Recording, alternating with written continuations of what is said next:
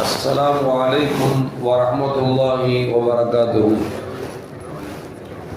الحمد لله رب العالمين والصلاة والسلام على أشرف المرسلين وعلى آله وأصحابه وأزواجه وذرياته وأهل بيته أجمعين. சங்கைக்கும் பாசத்திற்கும் உரிய பெரியோர்களே, சகோதரர்களே, எல்லாம் வல்ல அல்லாஹு ஜல்ல ஜலால் நாம் செய்யக்கூடிய எல்லா நற்காரியங்களையும் முகஸ்துதியின்றி இஹ்லாஸான முறையில் இறைவனுக்காக மட்டுமே செய்யப்பட்ட நல்வணக்கங்களில் நம் வணக்கங்களை அல்லாஹ் அங்கீகரித்துக் கொள்வானாக. நாம் செய்யக்கூடிய வியாபாரங்களிலும் தொழில்துறைகளிலும் நஷ்டம் இல்லாத ஹலாலான முறையில் நிரம்ப லாபத்தை பெற்று அந்த லாபகரமான வாழ்க்கையை கொண்டு தம் தேவைகளையும் தேவையுடையவர்கள் தேவைகளையும் நிறைவேற்றக்கூடிய நல்ல பொருளாதாரத்தையும் உள்ள விசாலத்தையும் அல்லாஹ் நம் அனைவருக்கும் வழங்கியல்வானாக. கஞ்சத்தனம் என்கிற தீய பண்பை விட்டு அல்லாஹ் நம்மை பாதுகாத்துக் கொள்வானாக. நம்மை இந்த உலகத்தில் வாழ வைக்கும் காலம் எல்லாம் நோயினுடைய இன்று உடல் ஆரோக்கியத்தோடு அல்லாஹ் நம்மை வாழ செய்வானாக. அந்த ஆரோக்கியமான வாழ்க்கை கொண்டு அல்லாஹ் ரசூலை நெருங்கக்கூடிய அனைத்து நல்ல உலகம் புரியக்கூடிய நல்ல முத்தகின்களின் கூட்டத்தில் அல்லாஹ் நம்மை ஆக்கி அருள்வானாக.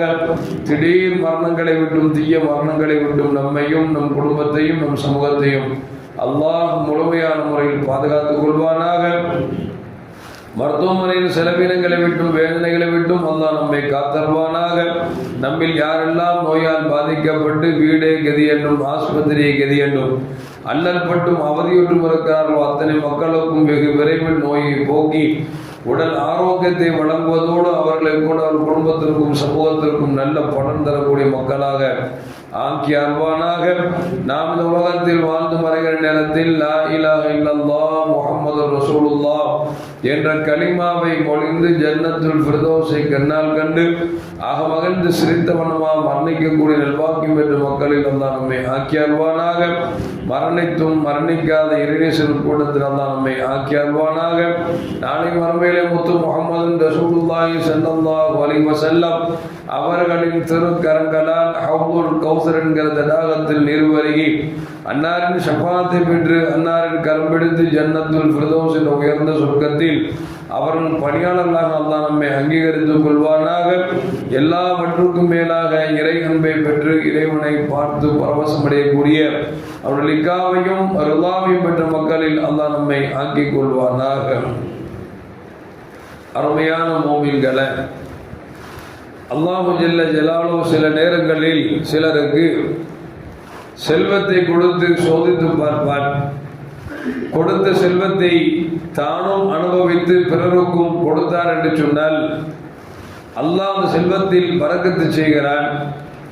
இறைவனால் வழங்கப்பட்ட செல்வத்தை தான் மட்டும் பயன்படுத்தி கொண்டு பிறருக்கு வழங்கவில்லை என்று சொன்னால் கொடுத்ததை எடுத்தும் விடுவான் என்பதற்கு ஒரு நிகழ்வை கண்மணி முஹம்மது ரசூலுல்லாஹி ஸல்லல்லாஹு அலைஹி வஸல்லம் சொல்கிறார்கள். அந்த செய்தியை அபூ ஹுரைரா ரலியல்லாஹு தஆலா நமக்கு சொல்லி காட்டுகிறார்கள்.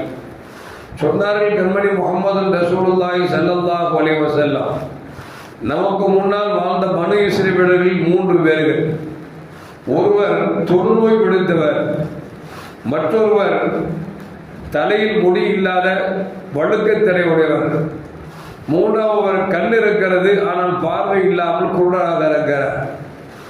3 பேரும் அவ்வப்பொழுது தன்னுடைய தனக்கு ஏற்பட்டிருக்கிற குறைகளை அல்லாஹ்விடத்தில் முன்வைத்து, ரப்பே, எனக்கு தொழுநோய் ஏற்பட்டிருக்கிறதே, மக்கள் எல்லாம் என்னை ஒதுக்கி வீசுகிறார்களே, என் தொழுநோயை நீக்கிவிட்டு உடல் ஆரோக்கியத்தை கொடுக்க வேண்டும், செல்வத்தை தர வேண்டும், அதை கொண்டு என் வாழ்நாளில் நான் கடத்த வேண்டும் என்று துவா செய்து கொண்டிருந்தார்.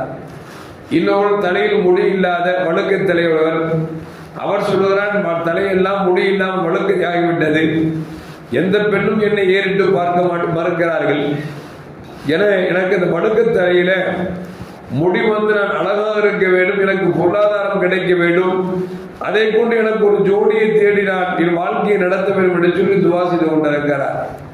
இன்னொருவர் கண் தெரியாதவர், இறைவா, உலகத்தில் கண் தெரியவில்லை என்று சொன்னால் நீ படைத்த படைப்புகளை நான் எப்படி பார்த்து ரசிப்பது, நான் எப்படி என்னுடைய சுய வேலையை நான் செய்து கொள்வது, எவ்வளவு சிரமப்படுகிறேன் என்று உனக்கு தெரியாதா, எனக்கு பார்வையை கொடு என்று சொல்லி எனக்கும் செல்வத்தை தா என்று சொல்லி அவர் கேட்டுக்கொண்டிருக்கிறார்.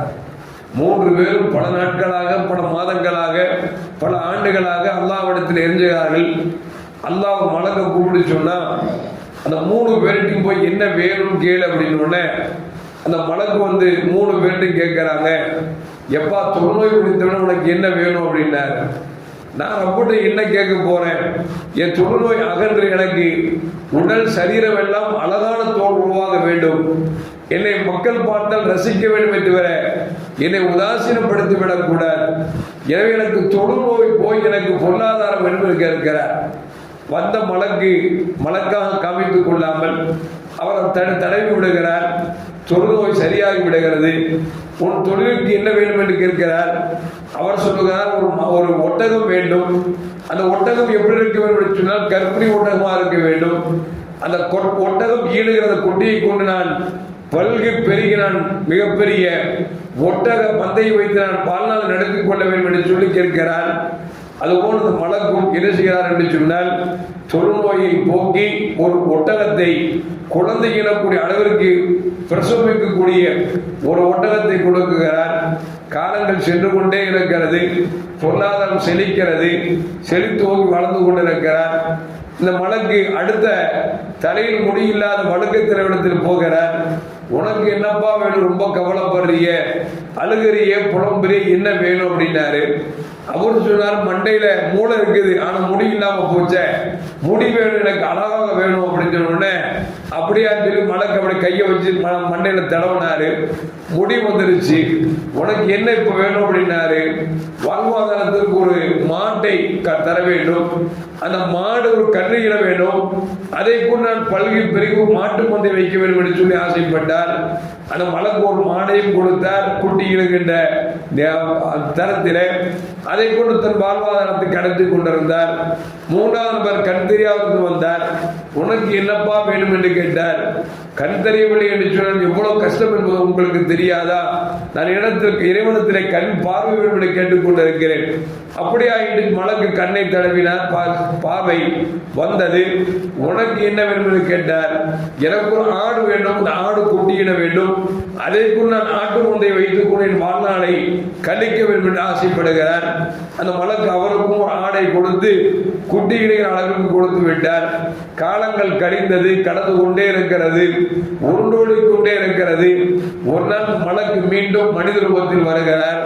வந்து சொர்ணத்தில் கேட்டார், எப்பா நான் வந்த இடத்தில் என்னோட வாகனம் காணாமல் போய்விட்டது, போய் சேர வேண்டிய இடம் நிறைய இருக்கிறது, உன்னிடத்தில் இருக்கக்கூடிய ஒட்டக மந்தையிலே ஒரே ஒரு ஒட்டகத்தை கொடுத்து எனக்கு உதவி செய்தால் நான் என்னுடைய நோக்கத்தை அடைந்து விடுவேனே என்று கேட்கிறார். அந்த ஒட்டகம் மந்தை வைத்திருக்கக்கூடிய பழசையெல்லாம் மறந்துவிட்டு சொன்னார், எப்பா எனக்கு 1008 வேலை இருக்குது, நிறைய பேருக்கு கொடுக்க வேண்டியது இருக்கு, நீ வேற இடையில வந்து கேட்கிறிய, தரமாட்டேன் போ அப்படின்னு துரத்திட்டார்.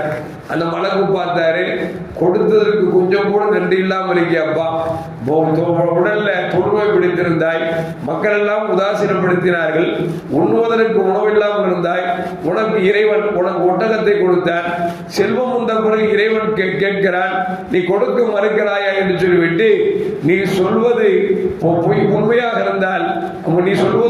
இருந்தால் உனக்கு பரக்கத்து செய்யட்டும், நீ சொல்வது பொய்யாக இருந்தால் நீ பழையபடி மீண்டும் ஆகிவிடு என்று சொன்னார். அவருக்கு மீண்டும் தொழுநோய் வந்தது. இருக்கிற பொருளாதாரம் செலவழித்தார்.